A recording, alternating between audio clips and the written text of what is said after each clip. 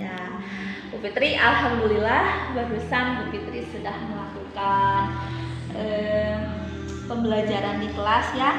Dan saya juga sudah mencoba untuk menganalisis, mengobservasi pembelajaran yang telah Bu Fitri lakukan terhadap anak-anak dalam materi bagian-bagian tumbuhan beserta fungsinya. Barusan seperti itu. Setelah tadi di awal pembelajaran kita sudah sepakat Bu Fitri itu ingin saya mengamati tentang metode pembelajaran yang barusan dan juga keaktifan siswa. Nah, saya tidak akan mengomentari apa yang telah Bu Fitri lakukan. Pada dasarnya memang sudah sangat bagus dengan slide yang luar biasa menggunakan PowerPoint yang menarik bagi siswa. Nah, sekarang saya tanya deh Bu Fitri, setelah melakukan pembelajaran barusan, apa yang Bu Fitri rasakan? Ya, setelah pembelajaran yang saya lakukan di kelas barusan, ternyata menurut saya pribadi keaktifan siswa belum sepenuhnya semua siswa aktif. Jadi saya akan mencoba di pembelajaran yang berikutnya supaya semua siswa aktif dalam pembelajaran di kelas.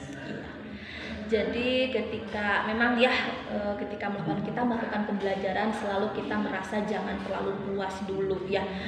Ketika kita merefleksi bagaimana apa yang kita lakukan terhadap pembelajaran siswa di kelas, memang harus melakukan perbaikan-perbaikan ke depannya.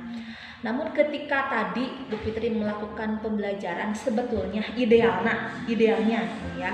Harusnya idealnya Bu Fitri itu inginnya seperti apa pembelajaran tadi itu harusnya? Ya, saya ingin pembelajaran yang saya lakukan tadi semua siswa terlibat aktif baik itu dalam diskusi maupun presentasi, karena dari situ saya akan menilai keterampilan mereka dalam berpresentasi dan juga tanggung jawab mereka dalam melakukan diskusi bersama teman-teman mereka. Ya. Betul ya, memang kita itu mengharapkan siswa ketika melakukan pembelajaran itu semuanya ikut aktif sehingga kita itu merasa bahwa pembelajaran kita itu sudah berhasil diikuti oleh anak dengan sebaik-baiknya. Dari keidealan tadi ya, ada tidak permasalahan yang justru muncul ketika tadi pembelajaran berlangsung? Ya, masalah yang saya lihat dalam pembelajaran tadi yaitu mungkin dalam berdiskusi ada satu orang atau dua orang siswa yang hanya diam saja dan tidak ikut melakukan diskusi bersama teman-temannya. Begitu pula ketika berpresentasi, ada siswa yang antusias melihat penampilan presentasi kelompok lainnya. Ada juga yang acuh dalam presentasi yang teman mereka lakukan. Ketika kelompok ada yang tadi saya lihat lempar-lempar buku, kamu aja gitu silih ini ya. Ya begitu memang begitu ya. Jadi masalahnya adalah ketika siswa tidak ikut aktif dalam diskusi dan juga ketika siswa juga tidak percaya diri untuk melakukan presentasi di depan kelas gitu ya, hanya mengandalkan temannya atau mengandalkan ketua kelompok ya, mungkin itu ya permasalahannya. Dari permasalahan yang muncul itu kira-kira menurut Bu Fitri mengapa ada beberapa siswa yang justru acuh terhadap pembelajaran, atau misalkan siswa itu lebih ketika diskusi dia itu tidak ingin ikut terlibat. Menurut Bu Fitri apa sih yang menjadi masalahnya? Karena apa? Permasalahan yang saya lihat ada beberapa siswa yang mungkin ternyata setelah saya tanya dia itu sedang sakit.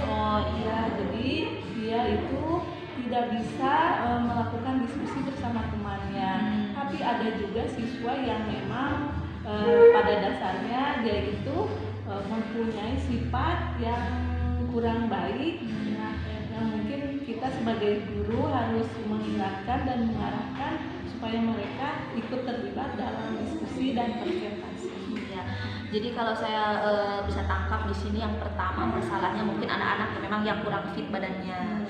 Yang kedua memang udah sifatnya anak tersebut karena memang selalu anak itu kan yang tidak mengikuti pembelajaran dengan baik gitu. dari kedua masalah itu coba mungkin ada tidak masalah yang lain gitu yang berhubungan dengan metode pembelajaran misalkan sehingga anak tersebut tidak ikut serta dalam pembelajaran ketika berdiskusi ada nggak kira-kira?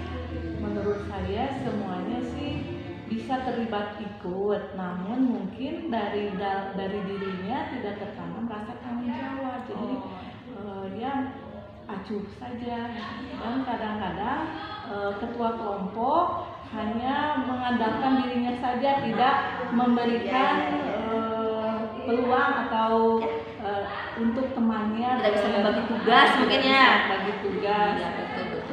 Jadi ketika saya dapat masalahnya yang pertama tadi siswanya sakit, yang kedua siswanya memang sifatnya yang suka acuh, ya yang ketiga mungkin ketua kelompoknya juga tidak ingin diikut campuri sama anak buahnya atau tidak percaya tidak percaya mungkin ya tidak percaya terhadap anggotanya juga mungkin karena kurang membagi tugas begitu ya, sehingga dia itu bisa menghandle sendiri, dia pikir seperti itu. Dari ketiga masalah kita ambil 3 ya, kita fokuskan 3. Nah, menurut Bu Fitri, dari ketiga masalah tersebut, apa yang ingin Bu Fitri lakukan agar ketiga masalah tersebut ini dapat terselesaikan? Ya, saya sebagai guru akan mencoba secara individual ya terhadap siswa yang mungkin yang pertama kepada siswa yang sakit. Nah, saya mengharapkan untuk istirahat dulu di rumah dan berobat supaya badannya fit dan bisa belajar bersama teman-teman lagi. Terus yang kedua mungkin kepada anak yang dianggap ya kurang baik sifatnya, bandel, saya akan mencoba untuk menyadarkan supaya anak itu bisa merubah sifatnya menjadi lebih baik lagi, supaya bisa menghargai teman-temannya dalam pembelajaran agar tidak mengganggu yang lainnya. Terus yang ketiga dengan cara melakukan bimbingan secara individu ya, bimbingan secara individu terhadap anak tersebut. Terus yang ketiga kepada ketua kelompok yang mungkin dia merasa bahwa dia itu bisa menghandle tugas yang saya berikan. Nah, nanti saya juga akan melakukan bimbingan kembali terhadap ketua kelompok yang seperti itu supaya bisa membagi tugas kepada anggota-anggotanya dengan baik dan supaya si ketua kelompok itu memerintahkan atau membagi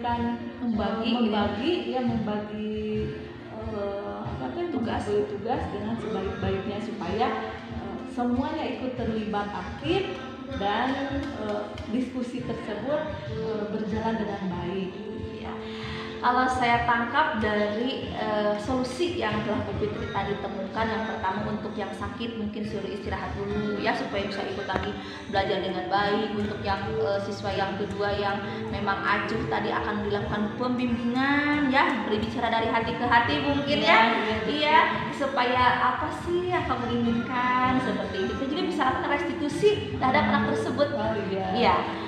Dan yang ketiga kepada siswa yang memang ketua kelompok yang diberikan tanggung jawab lebih mungkin seperti itu supaya bisa dapat membagi tugasnya supaya semuanya ikut terlibat aktif, jangan hanya dia ingin sendiri menonjol di depan teman-temannya gitu. Itu ya mungkin solusinya mencoba solusi seperti itu. Iya, mudah-mudahan. Nah, dari solusi-solusi yang Ibu Fitri katakan tadi kira-kira kapan akan dieksekusi? Kapan akan dilaksanakan? Karena setelah pembelajaran berlangsung, karena sudah terlihat dan saya akan langsung memanggil 3 siswa tersebut dan saya akan mencoba berbicara dari hati ke hati supaya besok pembelajaran yang akan datang mereka bisa belajar dengan baik bersama teman-teman mereka semua. Iya, jadi langsung hari ini dikerjakan, dieksekusi begitu. Iya, bagus, luar biasa. Itu memang tindakan yang harus diambil dengan secepatnya supaya nanti di pembelajaran selanjutnya tidak terjadi lagi permasalahan-permasalahan seperti itu ya. Setelah tadi saya observasi keterlibatan siswa, tadi kan Bu Fitri bilang 6 sampai 7. Nah, mudah-mudahan setelah coaching kita hari ini, saya ingin lihat perubahannya 1 minggu ke depan, Bu Fitri ya. Nanti saya ingin dengar lagi cerita Bu Fitri setelah Bu Fitri melakukan tadi solusi-solusi yang telah Bu Fitri katakan itu sudah dilaksanakan, apakah ada perubahan dari skala 6 dan 7 tadi, apakah sudah ada peningkatan. Nah, mudah-mudahan ya ada peningkatan dalam nanti setelah kita melakukan pembimbingan terhadap anak. Alhamdulillah Bu Fitri ya, Bu Fitri sudah melakukan pembelajaran, Bu Fitri sudah mengidentifikasi masalah yang terjadi di kelas, tapi Bu Fitri juga sudah menemukan solusi. Mudah-mudahan nanti ke depannya Ibu bisa melaksanakan solusi yang Ibu rencanakan ya dengan sebaik-baiknya. Nah, setelah kita melakukan coaching kita kali ini, apa yang kita rasakan? Setelah saya merasakan coaching klinik yang Ibu Sylvia lakukan terhadap saya berterima kasih karena dengan ini saya menemukan solusi-solusi dan saya akan melakukan tindakan terhadap siswa, dan mudah-mudahan pembelajaran yang akan datang terhadap siswa mereka bisa aktif, mereka bisa membagi tugasnya dengan sebaik-baiknya, dan pembelajaran di kelas hari demi hari akan berjalan dengan baik dan memberikan peningkatan kualitas pembelajaran di kelas. Terima kasih kepada Ibu Sylvia yang sudah melihat saya mengajar. Mudah-mudahan semuanya berjalan dengan lancar. Amin. Terima kasih yang sebanyak-banyaknya atas waktunya dari awal sampai akhir, sudah membantu saya juga ya untuk melakukan tugas ini. Terima kasih. Assalamualaikum warahmatullahi wabarakatuh. Waalaikumsalam warahmatullahi wabarakatuh. Terima kasih.